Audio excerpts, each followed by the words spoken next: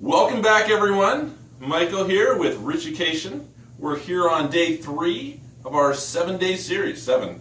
I have to count my fingers here properly. Yesterday, we just finished talking about mastery.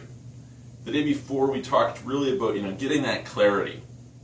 I hope you went and did the exercises. You've got your goals laid out. You're in a position now where you've identified the skills that you want to develop. But now we're going to delve into the skills specifically related to wealth building. All right? And today we're going to talk about the fastest way that you can possibly increase the number of dollars in your pocket. Okay? This is not the thing that will put the most money in your pocket. We're going to talk about that tomorrow and the days after.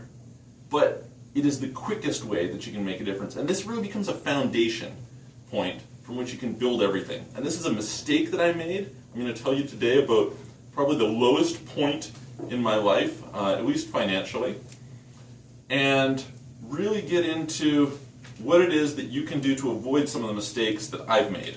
All right? So, really simply, straight up, what do you need to do? You need to reduce your spending, or rather, you need to learn to get more value for every dollar you spend. So think about this really simply, okay?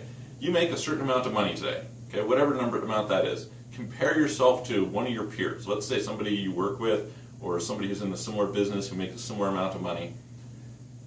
What determines how much you end up with, which is how much wealth, how much riches you have, right? Because riches is not how much money you make. Wealth is not how much money you make. It's how much you have. And in order to have more, you need to have a differential between what you make and what you spend. And if what you spend is what you make, you're done. There's no good. You're not getting ahead. So the quickest thing you can do is to reduce your spending. And one of the quickest ways to be able to get ahead in general is to be able to buy the products that you're going to sell. And sometimes that's just your education, sometimes it's your time, sometimes it's whatever, right? It's not necessarily a physical product. To have that for less, okay?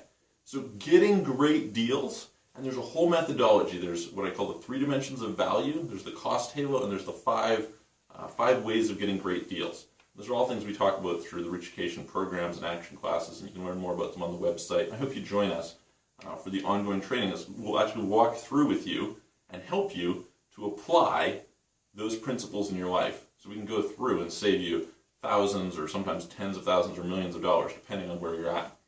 But you really want to make that difference. And here's an interesting thing, okay? I have written here, every dollar saved. You might have heard this expression before, that every dollar saved is a dollar earned. Is that true? It's actually not true, okay? And here's how come. Because every dollar saved is a dollar, it's not just like, normally in order to get another dollar, you have to pay tax on it. You have expenses that come out of it. You have all this stuff. So usually, at the very least, every dollar saved is $2 earned. That's powerful. I'll give you an example. Let's say you're in business, or you work a job, either one. You have some source of income, okay? Let's say you go out and you make $1,000, okay? How much of that do you actually get to keep? Maybe 500 by the time you go through things. Maybe you're in a lower tax bracket, but then you have sales tax on top of it. You got all these different things. Maybe it's a lot less, right? If you're in most businesses, maybe you have like a 20% margin. So out of every $1,000 you bring in, you keep 200 of that, okay? Now, imagine you get to you reduce expenses by $1,000. How much of that do you get to keep? Typically $1,000. Now you could say, okay, well I have some tax write-offs in there, so it's not a perfect analogy in terms of there isn't a clear amount, but it's more than earning an equivalent amount. Does that make sense? I hope it does. Because it's a really powerful thing that you can do. And it's usually one of the first things that I like to work with people on, is just to go through and say, okay, let's list out all of your expenses and figure out right off the bat, I pretty much guarantee, even for people who spend very, very little, in most cases it's going to be a few $100s a month that they can save at the absolute minimum, which if you think about that is a few $1,000s a year, which is, I like to put it in terms of vacations because as I talked about before, I really enjoy travel. And, what does it cost to go on a vacation? A couple $1,000s to fly down to Mexico and stay at an all-inclusive resort for a week? That's like 1 to 2 to 3 vacations a year that you could be saving by reducing your expenses by a few $100s a month. And again, there's sophisticated systems that we have for exactly how to do that, really, really predictably, probably to a much greater extent than you're used to or you would expect. But I want you to just remember, every dollar saved is usually at least a couple dollars earned. So you want to do that. Now, this is super important in a whole bunch of different ways, and I'm going to get into some specifics here for you. So first of all, though, a little bit about me. I told you before that I left my job to go and pursue travel, and I went and I started a recruiting company. Unfortunately, that didn't actually go that well. I mean, eventually it went great, but it didn't right away. What ended up happening right away was I really struggled to get customers. I went through this learning curve that we talked about in the last video. I didn't have any knowledge about it. And I was edified, at least, or validated by the fact that when I met Mike Duff, the guy I was talking about before, super wealthy guy, I sat in his office. He was 62 years old. I was like 25, something like that.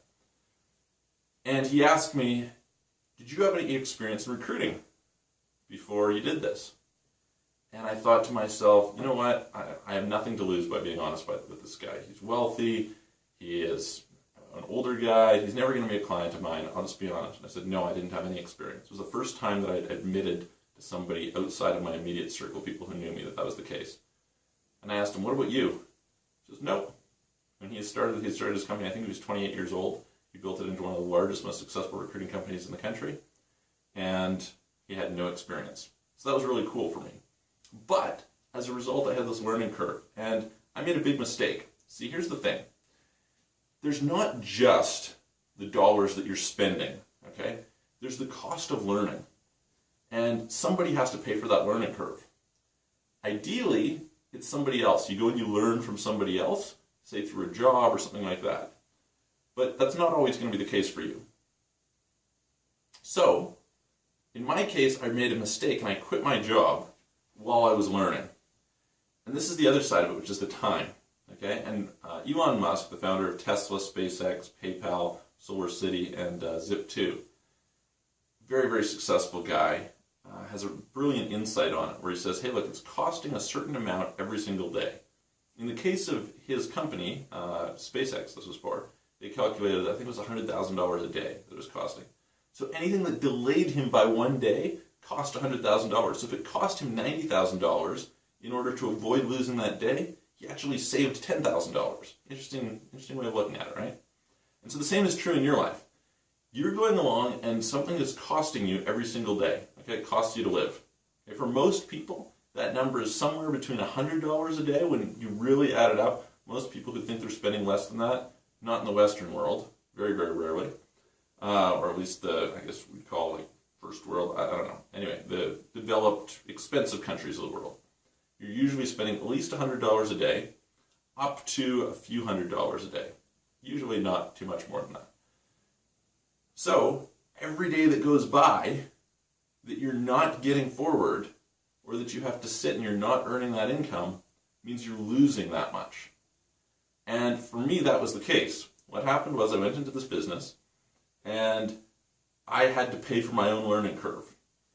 And so right off the bat, if you're in a position where you're thinking about starting a company, and you don't have expertise, clientele, etc., there's some specific ways you can go about transitioning, and I would highly recommend doing that so you don't give up your income until you have a replacement income. It's really, really important. That was a mistake that I made.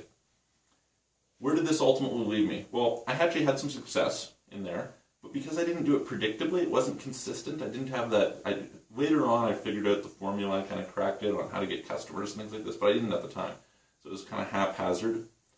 And it ended up, I got to this point, this is how bad it was. I had kind of overextended myself. Some things had happened that I didn't expect. And I got to the point where literally I had, I had like 4 or 5 credit cards at the time. All of them except for one were maxed out. They were frozen. I literally could not spend money on it. And I thought this was, I was going to finance my dreams on these credit cards, which were costing me interest every single month. I forget, I added up, it was like $500 a month or something. It was costing me extra because I was paying for things on credit cards and not being able to pay off the bill. And I was literally having to juggle which bills I paid at the end of the month. On top of the credit, this was like, my cable bill, or I didn't have cable TV at the time, but my internet bill, my utility bills, things like this. And I remember the lowest point, it was a really specific experience. I walked down to the grocery store to buy some groceries. I couldn't really afford the gas to drive, even though it was within walking distance. I didn't want to spend that extra little bit of money. And I bought $19 of groceries, $19 and some cents. And I was shaking as I went to pay for it because I wasn't sure if the transaction would go through. I was like, how bad it was. I had to dig myself out from there. And tomorrow I'll talk to you specifically about what it is that I did to pull out from that place and in order to turn it around and eventually create something that was pretty fantastic. But this is the cost of, it's funny because my mom had told me for years, she'd really taught me about saving money. And that I hadn't really listened to her. I don't know, I'd done it for a while, and then I kind of, in the pursuit of this dream, I had got overexcited, and I had spent where I shouldn't have spent. And I don't want you to make that same mistake. I want you to realize that there is a time when you can spend, and you can have all sorts of great things. But actually, interestingly, even the most successful people typically are the best with manages their money. I'll hear people, they'll say, oh, if I was really rich, I wouldn't care about the price. And it's like, that's probably why you're not rich. I had a company that we sold vibration machines, and we'd do these weekend sales. And I remember one day we had a particular weekend sale, and this one we'd do them in chiropractic offices. And we had, I think, 19 sales in that location that weekend, which is great. We had a really good weekend. And of those 19 people, only one person negotiated on price, and it was the person driving a Porsche Cayenne. And people kind of balk at it, but it's a really important lesson. If you do not manage your money well, here's the thing. Money tends to be attracted to where it is going to be well managed. So later on, you're going to learn that it's helpful to get investment. It's helpful to do all these things. But if you want to attract that investment, you have to learn to manage money well. And that starts with being able to find some ways to spend less and get the same or better results. All right? So the way you're going to do this is to start off with, you're going to measure what it is you spend. And I want to encourage you to be really, really thorough. Most people, we have some tools online that you can go and check out, especially for anyone who participates in our action classes. We have very, very detailed information. We're happy to work with you and help you on it. But a lot of times people overlook things because they are non-recurring expenses. So I'll give you an example. I have a car. Now, I paid cash for my car, so I don't have a monthly payment on it. And in that case, it's really easy to overlook the cost of that car. But the reality is, every 5 years, I want to replace the car. And so if I'm not budgeting a certain amount of money to replace it every month, I'm lying to myself about what my real expenses are. Does that make sense? So go and record everything you're spending and consider it annually. And then here's another tip. Look at it on a monthly, so look at every expense you have over 5 years or whatever. Break it down on an annual and monthly basis. Because what you're going to find is some things that seem really big are actually pretty small over time. And I'll give you an example. This past year I bought a new bed. And I had stayed with the same bed for ages because I was really picky. Two reasons, there are two ways that I was picky. One was I wanted really good quality. That's me. I'm all about, having the best things that I can. And I also wanted a great deal, remembering these principles, right? But if you figure how long are you going to have a bed for? Probably like 10, 20 years, okay?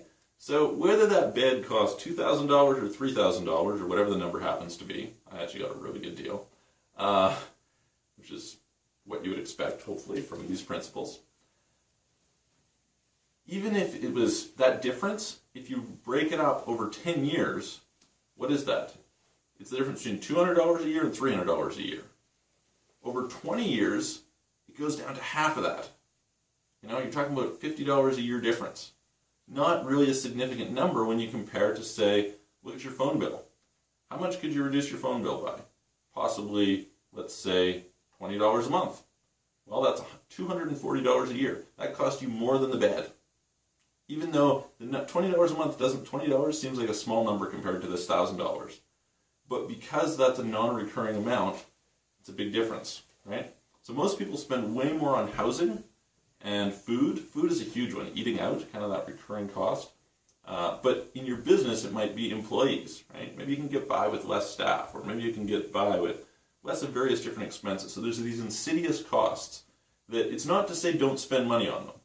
What you want to pay attention is to what is the value you're getting for the money, and can you get better value for the money, all right? And one of the big areas here is going to be learning. And this is, again, how come we have Richucation, is how is it that we can reduce our learning costs? So if you consider going to university, right? Let's say you go there and let's say it costs you $10,000, $20,000 a year, something like that. How much does that increase your income by?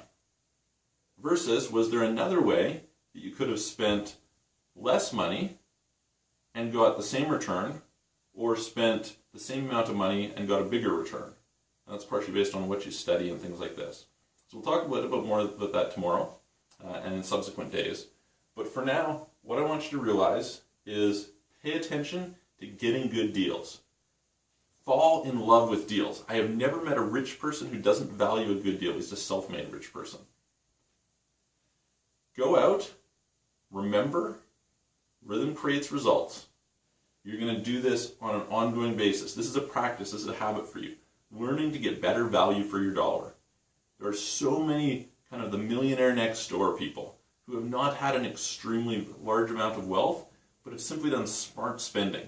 You can frequently get better return on your investment through smart spending than you ever can through investing. Even though investing is a great channel and it's part of the equation, it's not, for a lot of people, nearly as effective as spending their money smart, in a smart way. Smart shopping is what Mark Cuban, the founder of the Dallas, or the owner of the Dallas Mavericks, he's a billionaire, he's on the TV show Shark Tank, he talks about smart shopping. Warren Buffett is notoriously cheap. Bill Gates, kind of similar. Steve Jobs, even though Steve lived a great life, he negotiated things down a lot. He was a fantastic negotiator. On and on and on, you'll see these people. Donald Trump, who's famous for flaunting wealth. He might have the biggest private jet going, but he got a good deal on it. So get into the habit of getting good deals. Remember, rhythm creates results. So have some rhythm. Come back and join us tomorrow, and let's create some results.